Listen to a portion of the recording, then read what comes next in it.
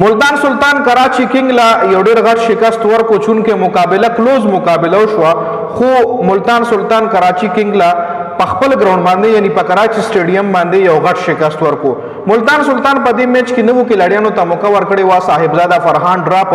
دغه په ځای نوې کھلاډي شاملو چې هغه هم ښه پرفارمنس کړی دی کراچی کنگ مقابله کړی دا خو میچ نه دی ګټلی ملتان سلطان 270 رنزونه کړي چې کراچی کنگ ورپسې 196 رنزونه جوړ کړي دي په 11 رنزونو باندې کراچی کنگ دا میچ بایللی دی مکمل سکور کارډ سره شریکو ما سکور کارډ نه مخبل تاسو لاندازو شي چې چا پکې ښه پرفارمنس کړی دی چا پکې خراب پرفارمنس کړی دی نن تاریخ ته جی 19 اپریل د 19 اپریل باندې دوه میچز شوي دي جی یو کراچی کنگ ورسز ملتان سلطان او یو پېښور زلمی ورسز کوټه ګلیډیټر چې پېښور زلمی ورلا کوټه ګلیډیټر ته یو غټ شکست ورکړی دی او ملتان سلطان کراچی کنگ له شکست ورکړی دی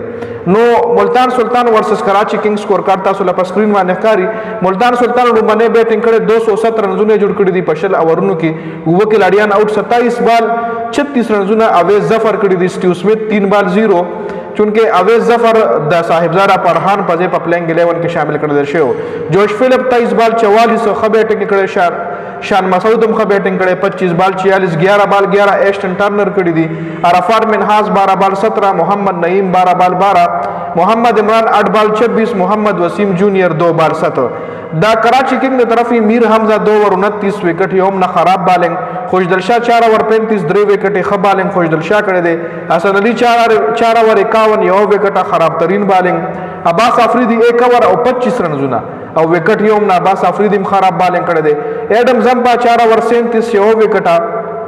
شہادہ پورے خ بالنگ معین علی 4 اور 30 2 وکٹ خ بالنگ شاہد عزیز 1 اور 10 وکٹ یوم نہ ورپسې کراچی کنگ 196 رنزونه جوړ کړي دي 207 رنزونو چې سکول پسې او ټول ټیم په 19.4 اورونو کې آؤٹ شوی دی کراچی کنگ سره سادبیک 15 بال 21 جیسن روی 9 بال 16 سلمان علیہ کپتان سے پسم نے دکڑی 5 بال 2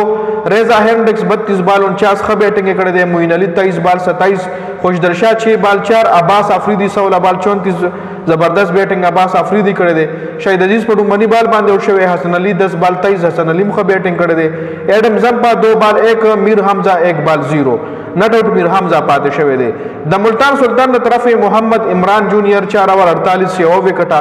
خراب بالنگ ایشٹن ٹرنر 2 اور 28 یو وکٹا خ بالنگ عرفات منحاس 3 اور 32 3 وکٹے شہادہ پورے خ بالنگ کو سکور زیات ور کړی دی پیټر سیډل 4 اور 28 2 وکٹ خ بالنگ پیټر سیډل کړی دی مومن قمر 3 اور 25 یو وکټا خ بالنگ محمد وسیم جونیئر 3.4 اور کې 32 رنزونه وکټ یوم نه محمد وسیم جونیئر هم خ بالنگ کړی دی نو دې میچ بایلو سره کراچی کنگ لا نور هم لو بګرانه شو ځکه کراچی کنگ په دې پی ایس ایل کې وو میچونو کې صرف 3 میچز ګټلې دي اور کراچی کنگ په پوینټ ټیبل کې ټول نخکته تللی دی سیکنډ لاست په پوینټ ټیبل کې اور نن میچ ګټلو سره ملتان سلطان وو میچونو کې 15 میچونو ګټل چې ملتان سلطان په پوینټ ټیبل کې په دویم پوزیشن باندې دی اور کراچی کنگ ډېر راخته لاړه دی میچ بایلو سره نو دا مکمل سکور کارډ د حواله سره تاسو سره د خپل قیمت رای مو سره په کمنټ کې ضرور شریک کړئ